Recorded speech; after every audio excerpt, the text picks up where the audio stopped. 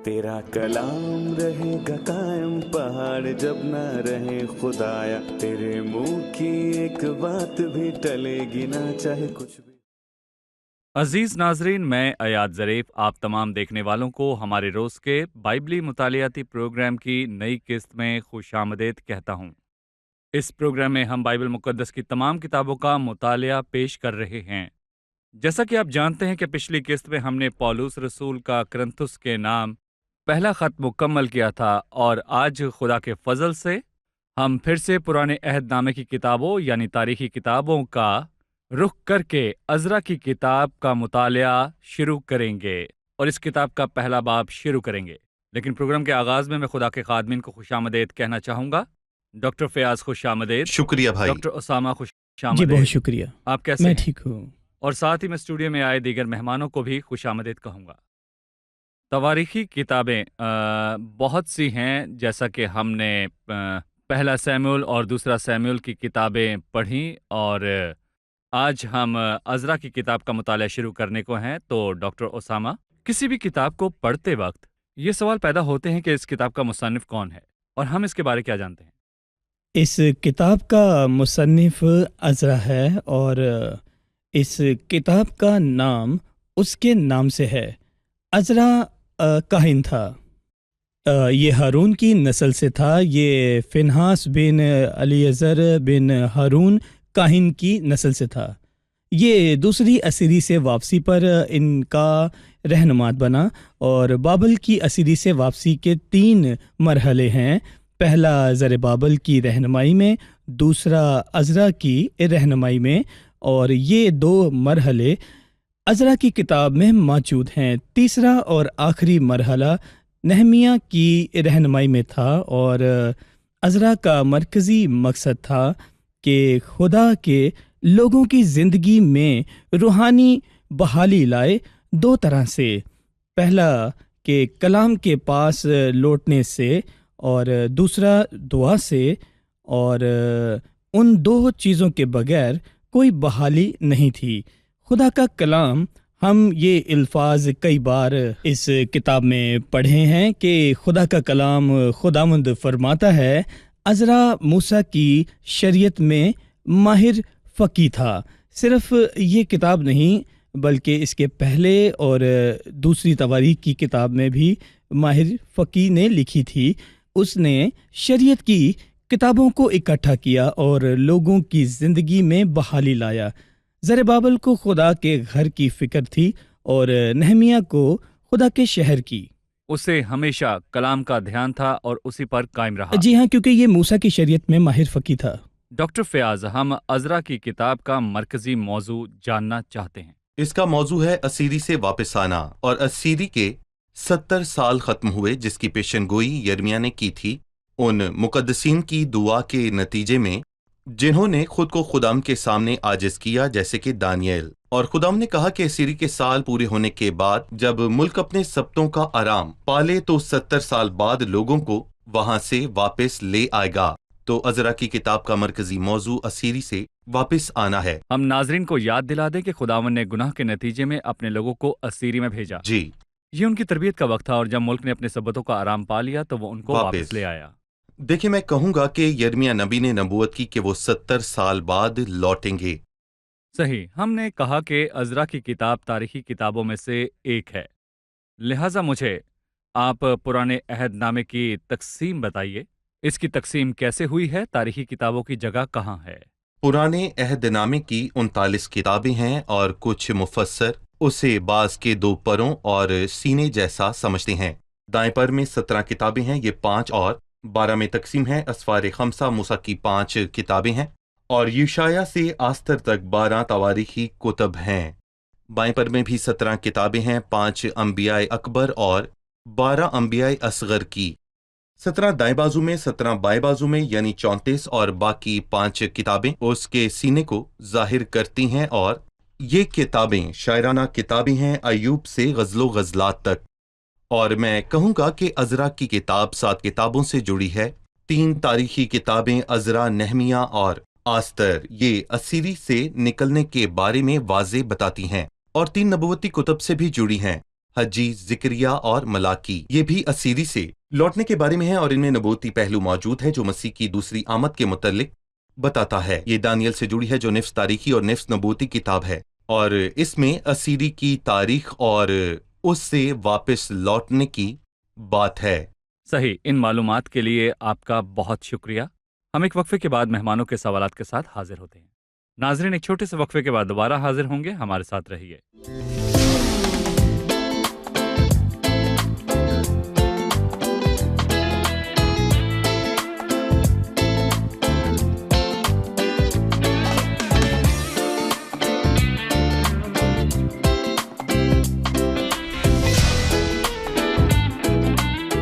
خوش آمدید۔ آئیے چلتے ہیں مہمانوں کی جانب اور جانتے ہیں ان سے ان کا سوال کیجیے۔ کس کا سوال ہے؟ کہا جاتا ہے کہ عزرا کی تیسری کتاب ہے جو صحائف سے نہیں۔ آپ اس رائے پر یہ تعلیم کے بارے میں کیا کہتے ہیں؟ بھائی، کیا اس کے علاوہ عزرا کی کوئی تیسری کتاب ہے؟ ہم کہتے ہیں کہ عزرا کی کتاب اور نہمیہ کی کتاب ایک دوسرے کو مکمل کرتی ہے۔ ہم نے ان دونوں کتابوں کو اکٹھے دیکھا ہے۔ عزرا اور نہمیہ اسیری سے واپسی کے 3 مراحل کا بتاتی ہے۔ عزرا میں پہلے 2 مرحلے اور نہمیہ میں تیسرا مرحلہ بیان کرتا ہے۔ یہودی عزرا اور نہمیہ کو ایک کتاب سمجھتے تھے کہ عزرا نے پہلا حصہ اور نہمیہ نے دوسرا حصہ لکھا ہے، اور اس کے بعد انہوں نے اس کو 2 کتابوں میں تقسیم کیا ہے۔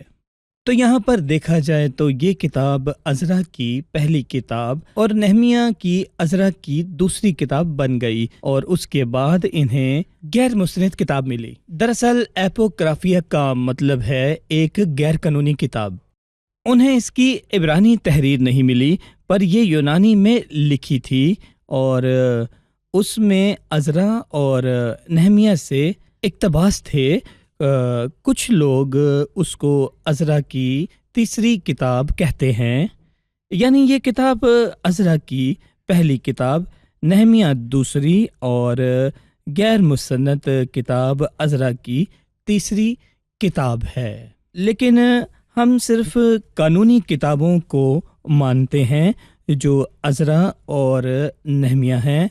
اگر ہم نہمیہ کو عزرا کی دوسری کتاب کہیں تو کوئی مسئلہ نہیں، پر ہم ایپوکرافیا کی کتاب کو نہیں مانتے اور ہم اس سے مطمئن بھی نہیں ہیں۔ تو ہم ناظرین کو بتانا چاہیں گے کہ ان کتب کی قانونیت ایک طویل تحقیق اور اس کی زبان اور اس کے اصل کی دینی اور بائبلی مطالعے کے بعد طے ہوئی۔ معلوم ہوا کہ عزرا کی تیسری کتاب کچھ عرصہ پہلے یونانی میں لکھی گئی تھی، اور یہ تواریخی کتابوں کے دور سے دور تھا۔ ڈاکٹر فیاض، کیونکہ ہم اس کتاب کا مطالعہ کرنے لگے ہیں، میں اس کتاب کی تقسیم کے بارے میں جاننا چاہوں گا تاکہ اسے سمجھنے میں آسانی ہو۔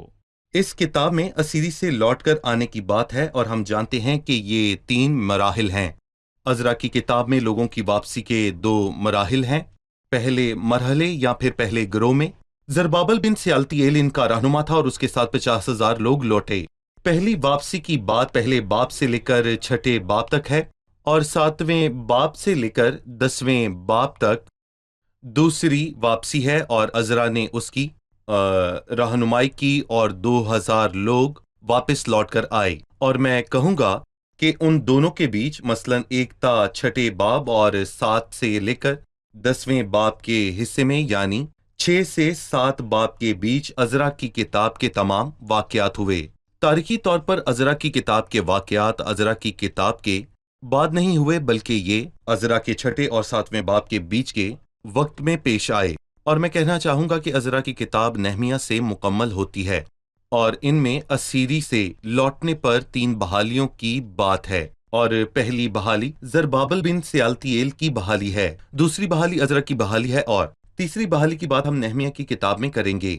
زربابل بن سیالتیل کی بحالی میں اسے خداوند کے گھر کی فکر تھی، عزرا کی بحالی میں اس کو خدا کی شریعت اور اس کے کلام کی فکر تھی، جبکہ نہمیہ کی بحالی میں اس کو شہر اور شہر کی تعمیر کرنے کی فکر تھی۔ اور ان تینوں میں ایک مذہبی اور ایک روحانی اور شہری بحالی کی بات موجود ہے، اور میں کہنا چاہوں گا کہ یہ عزرا کی کتاب کے خاص الفاظ ہیں۔ جو اس کا موضوع بناتے ہیں. مثلاً یروشلم کا لفظ 48 بار دہرایا گیا، خدا کا گھر یہ لفظ 45 بار دہرایا گیا. اس کتاب میں خدا کے کلام کی میں کہوں گا کہ بہت اہمیت ہے. تو ہم مانتے ہیں کہ ان الفاظ کا، جیسے کہ خدا کا کلام یا خدا کی شریعت کا کم سے کم 10 مرتبہ ذکر آیا، اور 9ویں اور 10ویں باب میں جیسے کہ خداوند کا خوف، جو اس کی شریعت کے مطابق چلتا اور جو خدا کی شریعت کو مانتا ہے، تو اس کتاب میں خدا کا کلام اہم ہے، اور یہی اس کو پڑھنے کی کنجی ہے. صحیح، بہت خوب. ہم پہلے باب سے پڑھتے ہیں. اور شاہ فارس خورس کی سلطنت کے پہلے سال میں، اس لیے کہ خداوند کا کلام جو یرمیہ کی زبان پر آیا تھا پورا ہو، خداوند نے شاہ فارس کا دل ابھارا. سو اس نے اپنی تمام مملکت میں منادی کرائی اور اس مضمون کا فرمان بھی لکھا کہ شاہ فارس خورس یوں فرماتا ہے کہ خداوند آسمان کے خدا نے زمین کی سب مملکتیں مجھے بخشی ہیں، اور مجھے تاکید کی ہے کہ میں یروشلم میں جو یہودا میں ہے اس کے لیے ایک مسکن بناؤں. پس تمہارے درمیان جو کوئی اس کی ساری قوم میں سے ہو، اس کا خدا اس کے ساتھ ہو، اور وہ یروشلم کو جو یہودا میں ہے جائے، اور خداوند اسرائیل کے خدا کا گھر جو یروشلم میں ہے بنائے. خدا وہی ہے. اور جو کوئی کسی جگہ اس نے قیام کیا باقی رہا ہو، تو اسی جگہ کے لوگ چاندی اور سونے اور مال اور مواشی سے اس کی مدد کریں، اور علاوہ اس کے وہ خدا کے گھر کے لیے جو یروشلم میں ہے رضا کے ہدیے دیں. بھائی اسامہ، اس باب کا پہلا کردار شاہ فارس خورس ہے. ہم اس کے بارے میں کیا جانتے ہیں؟ خورس فارسی سلطنت کا پہلا بادشاہ تھا. اس نے بابل کی سلطنت پر فتح حاصل کی، اور ہم جانتے ہیں کہ غیر قوموں کے وقت پر بابلی سلطنت میں فارسی، پھر یونانی اور پھر رومی سلطنت قائم ہوئی. یہ دوسری سلطنت تھی جو خورس بادشاہ کے ساتھ 536 قبل از مسیح شروع ہوئی. خورس خداوند کے ہاتھ میں ایک ساز کی طرح تھا، اور خداوند نے اس کا دل ابھارا کہ اسیری سے واپسی کا اعلان کرے. ہمارا خدا کتنا عظیم ہے، اس کا کلام کتنا عظیم ہے. ہمارا خدا کتنا عظیم ہے، اس کا کلام کتنا عظیم ہے. وہ عظیم ہے، اس کے پاس کل اختیار ہیں، اور وہ سب جانتا ہے. بادشاہ کا دل خداوند کے ہاتھ میں ہے. وہ اس کو پانی کے نالوں کی مانند جدھر چاہتا ہے وہ اس کو پھیرتا ہے. وہ سب جانتا ہے، کیونکہ اس نے شروع سے ہی آخرت کا اعلان کیا ہے. ہمیں خدا کے کلام پر بھروسہ ہے، کیونکہ خدا حقیقی طور پر کہتا ہے. یہ ایک نبوتی کتاب ہے جس نے تاریخ سے پہلے ہی اس کی باتوں کو بیان کیا ہے. آئیں یسایہ اس کے 44 باب کی 28ویں آیت پڑھتے ہیں. یسایہ کی کتاب 700 سال قبل از مسیح اور خورس کے آنے سے پہلے 200 سال پہلے لکھی گئی. لکھا ہے، جو خورس کے حق میں کہتا ہوں کہ وہ میرا چرواہا ہے اور میری مرضی بالکل پوری کرے گا. اس کا نام جی، اور وہ کیا کرے گا. یہ خدا کے الفاظ ہیں جو یسایہ نے لکھے ہیں. یہ خدا کے صحائف ہیں، اور ہمارے پاس نبیوں کا وہ کلام ہے جو زیادہ معتبر ٹھہرا، جو یہ سمجھ کر اس پر غور کرتے ہو. صحیح. ڈاکٹر فیاض، وقفے کے بعد میں آپ سے ایک سوال کروں گا. جب خورس بادشاہ کے آنے سے 200 سال پہلے اس کی پیشن گوئی موجود تھی، تو کیا مسیح کے بارے میں پیشن گوئیاں تھیں جو کہ موجود تھیں؟ وقفے کے بعد ہم جانیں گے. لیتے ہیں ایک چھوٹا سا وقفہ اور پھر ملتے ہیں. ہمارے ساتھ رہیے.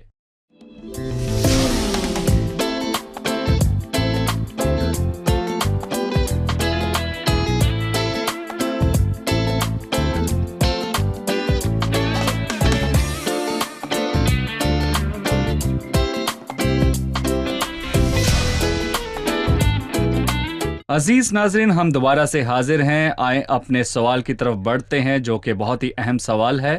عہد قدیم مسیح کے بارے میں پیشن گوئیاں ہیں. یہ پیشن گوئیاں ایک غیر قوم کے بادشاہ کے بارے میں اس کے آنے سے بھی 200 سال پہلے ہوئیں، اور ہم نے بھائی اسامہ سے سنا، اور اس کے نام خورس کی پیشن گوئی، اور وہ کس جگہ سے آئے گا، وہ مشرق سے، اور وہ مقصد جو خدا اس کے سپرد کرے گا 45ویں باب کی 13ویں آیت میں لکھا ہے، وہ میرا شہر بنائے گا اور میرے اسیروں کو آزاد کرے گا. ایسا ہی ہوا. اور خدا کے بیٹے کے بارے میں تو کتنی پیشن گوئیاں ہیں.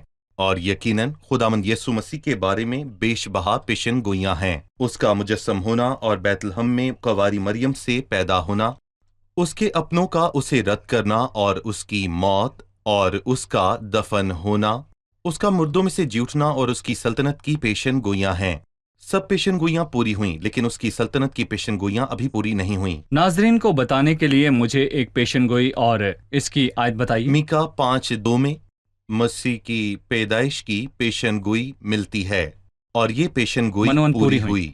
جبکہ یوسف جو بڑھائی تھا اور مریم یہ دونوں اس وقت بیت لحم میں نہیں تھے، پر بادشاہ نے مردم شماری کا حکم دیا، اور میں کہوں گا کہ یہ عجیب اور بے وجہ تھا، صرف اس لیے کہ مقدسہ مریم بیت لحم جا کر یسوع مسیح کو جنم دے۔ صحیح، اب اپنے مہمانوں کی طرف چلتے ہیں اور جانتے ہیں کہ ان کا سوال کیا ہے۔ ہم نے عزرا پہلے باب میں پڑھا کہ خورس بادشاہ نے اسرائیل کے بچوں کو واپس جانے کا کہا۔ یہ 536 قبل از مسیح تھا، پر یرمیہ 25ویں باب میں اس نے کہا کہ بنی اسرائیل 70 سال بعد واپس جائیں گے، جو یہویاکین کا دور تھا۔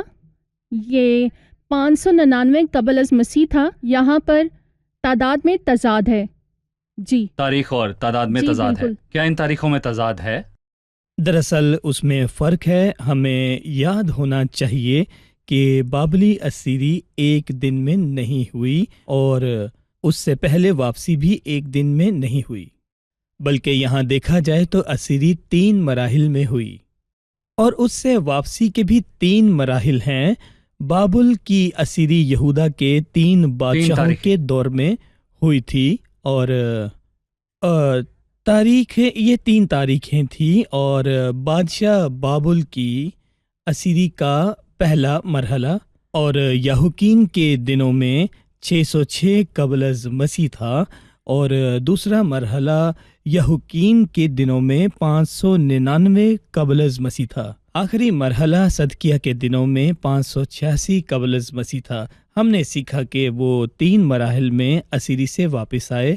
پہلا زربابل کی رہنمائی میں سن 536 میں، اور دوسرا عزرا کی رہنمائی میں سن 458 میں، اور آخری نہمیہ کی رہنمائی میں سن 444 میں۔ آئیں بابلی اسیری سے پہلے مرحلے اور اس سے واپسی کے مرحلے کو دیکھیں گے۔ ہم نے دیکھا کہ پہلا مرحلہ یہوکین کے دنوں میں سن 606 میں تھا، اور واپسی کا پہلا مرحلہ خورس کے دنوں میں سن یہ پورے 70 سال 536 میں ہیں۔ تھا۔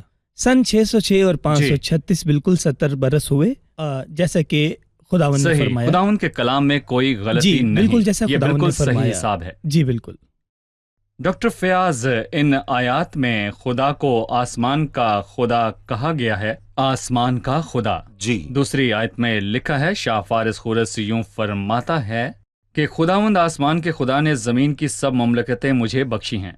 یہاں اس نے آسمان کا خدا کیوں کہا؟ آسمان اور زمین کا خدا کیوں نہیں کہا؟ یہ بتائیے۔ جی، ہم جانتے ہیں کہ اسیری ہونے تک خدا نے کئی بار یہ فرمایا۔ مثال کے طور پر استثنا کے 4 باب میں واضح طور پر لکھا ہے، پس آج کے دن تو جان لے اور اس بات کو اپنے دل میں جما لے کہ اوپر آسمان پر اور نیچے زمین پر خداوند ہی خدا ہے۔ اور یہ وہی الفاظ ہیں جو راہب نے ان 2 جاسوسوں سے کہے۔ اس نے ان سے کہا، کیونکہ خداوند تمہارا خدا ہی اوپر آسمان کا اور نیچے زمین کا خدا ہے۔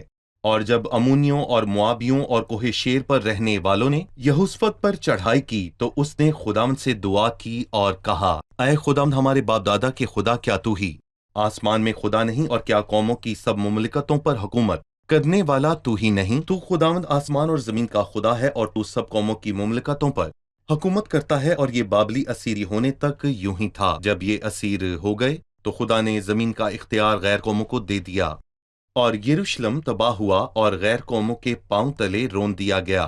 اور اس وقت خدا نے زمین پر غیر قوموں کو اختیار بخشا، اور اب وہ آسمان کا خدا ہے، پر اس کا مطلب یہ نہیں کہ زمین کے معاملات اس کے قابو میں نہیں، بلکہ خداوند در پردہ ان معاملات کو سنبھال رہا ہے۔ ان واقعات کے اب وقت تک ان واقعات کے وقت سے اسیری کے جب لوگ وقت سے اسیری میں تھے، اب تک کیوں جب مسیح آیا تو اس کے اپنوں نے اسے رد کیا، اور یروشلم اب بھی غیر قوموں کے پاؤں تلے روندا جاتا ہے۔ اختیار غیر قوموں کے پاس ہے جب تک کہ مسیح واپس نہ آئے۔ صحیح، جب مسیح آ کر بادشاہی کرے گا تو ملک کی سب سلطنتیں خداوند کی ہوں گی۔ جی، ڈاکٹر اسامہ، ناظرین پوچھ سکتے ہیں کہ خورس اسرائیل کی اولاد سے نہیں تھا، وہ غیر قوم سے تھا اور اس کا زندہ خدا سے کوئی رشتہ نہ تھا، تو خدا کے ابھارنے اور اس کی بلاہٹ پر اس کا کیا رد عمل تھا؟ جیسا کہ ہم نے ابھی کہا کہ خداوند کے پاس کل اختیار ہیں، وہ یہودیوں اور غیر یہودیوں کے دل کو ابھار سکتا ہے، وہ ایمانداروں کو اور گناہ گاروں کے دل کو ابھار سکتا ہے۔ اس نے خورس کا دل ابھارا کہ پیشن گوئی پوری ہو، اور اس نے غیر قوموں اور گناہ گار کے ذریعے نبوت کی، جیسے البام نجومی کا قصہ ہے، کیونکہ اس کے پاس پورا اختیار ہے اور ان کے دل اس کے ہاتھ میں پانی کے نالوں کی مانند ہیں، تو اسے کچھ بھی کرنے کا حق ہے۔ اس کے علاوہ ہمیں معلوم نہیں کہ خورس ایماندار تھا یا گناہ گار تھا، شاید وہ پیشن گوئیوں کے علم کے ذریعے ایمان لایا ہو یا دانیل کے ذریعے ایمان لایا ہو۔ جب شاہ فارس خورس نے بابل پر فتح حاصل کی، وہ پیشن گوئیوں اور خدا کے کلام کو سمجھتا تھا، پر ایماندار تھا یا نہیں، اس کا علم خدا کو ہے۔ وہ صرف انسانوں کو نہیں، جانوروں کو بھی ابھار سکتا ہے، اور البام کے ساتھ ساتھ اس کی گدھی بھی خدا کے اختیار کے وسیلہ سے بول پڑی تھی۔ یہ خدا کا اختیار ہے۔ جی، آپ دونوں کا بہت شکریہ۔ اب ہم مہمانوں کے ساتھ مل کر دہرائی کریں گے۔ ہم جاننا چاہتے ہیں کہ عزرا کی کتاب کا مرکزی موضوع کیا ہے کلام میں، اور پرانے عہد نامے میں اس کی جگہ کیا ہے؟ عزرا کی کتاب کا مرکزی موضوع اسیری سے واپسی ہے، اور یہی عزرا کا مرکزی مقصد تھا۔ اور ہم نے سیکھا کہ اسیری سے واپسی 3 مراحل میں ہوئی۔ پہلے مرحلے کی رہنمائی زربابل نے کی، دوسرے کی عزرا نے، اور تیسرے کی رہنمائی نہمیہ نے کی۔ عزرا خدا کے لوگوں میں ایک روحانی بحالی لے کر آیا، خدا کے کلام کے پاس لوٹنے اور دعا کے وسیلے سے لایا۔ یہ مرکزی موضوع کے بارے میں ہے۔ ہم جانتے ہیں کہ پرانے عہد نامے کی 39 کتابیں ہیں۔ یہ باز کے 2 پروں اور اس کا سینہ ہے۔ اس کے دائیں پر میں 17 کتابیں موجود ہیں، اور جس میں 5 کتابیں اسفار خمسہ اور 12 کتب تواریخی کتب ہیں، اور بائیں پر میں بھی 17 کتب موجود ہیں، 5 انبیاء کبریٰ کی کتب اور 12 انبیاء صغریٰ کی کتب، اور سینے میں شاعرانہ کتب ہیں جو ایوب سے غزل الغزلات تک ہیں۔ عزرا تواریخی کتب میں سے ایک ہے۔ آپ یہ بتائیے کہ عزرا کی کتاب کی تقسیم کیا ہے؟ اس کتاب کے 2 حصے ہیں۔ یہ اس کے عنوان اور اسیری سے واپس آنے کے متعلق ہیں۔ 1 تا 6 باب تک پہلی واپسی، جس کی رہنمائی زربابل نے کی، اور اس کے ساتھ 50,000 لوگ واپس آئے، اور 7ویں باب سے 10ویں باب تک دوسری واپسی، جس کی رہنمائی عزرا نے کی، اس کے ساتھ 2,000 لوگ واپس آئے۔ صحیح، خدا آپ سب کو بہت برکت دے۔ خادمین کا بھی شکریہ۔ اگلے پروگرام میں ہم اپنے مطالعے کو جاری رکھیں گے۔ خدا آپ کو برکت دے۔ عزیز ناظرین، ہم نے آج کی قسط میں جانا کہ خدا انسانوں کی سلطنت پر حکومت کرتا ہے اور اس کے پاس اختیار ہے۔ بادشاہ کا دل خداوند کے ہاتھ میں ہے۔ وہ بادشاہوں کو مقرر کرتا ہے، وہ بادشاہوں کو ہٹاتا اور ان کو مقرر کرتا ہے۔ ہم نے دیکھا کہ خورس کا ایسا برتاؤ تھا کیونکہ خدا نے اپنے اختیار کے وسیلے سے شاہ فارس خورس کے دل کو ابھارا کہ لوگوں میں اعلان کرے کہ یروشلم لوٹ جائیں اور یروشلم کو تعمیر کریں۔ میں کہتا ہوں پریشان نہ ہوں، خدا اس سب میں موجود ہے۔ حاکموں کے فیصلوں سے پریشان نہ ہوں، خداوند کے لوگوں پریشان نہ ہو۔ خداوند کے لوگوں، کسی ایسے ملک میں رہتے ہوئے بالکل بھی آپ نے پریشان نہیں ہونا جو مسیحیت کے خلاف ہے یا جن کو مسیحی ایمان سے مسئلہ ہے، کیونکہ خداوند تخت نشین ہے۔ وہ کل کائنات کا نظام سنبھالتا ہے اور سب چیزوں سے بھلائی پیدا ہوتی ہے۔ ہمارے معاملات کا ذمہ انسان یا بادشاہ یا کسی رہنما کے پاس نہیں۔ ہمارے چھوٹے بڑے معاملات سب خداوند یعنی ابدی بادشاہ کے ہاتھ میں ہیں۔ خداوند اور اس کے وعدوں پر بھروسہ کریں۔ اگلے پروگرام میں آپ سب سے پھر ملاقات ہوگی۔ خدا آپ کو برکت دے۔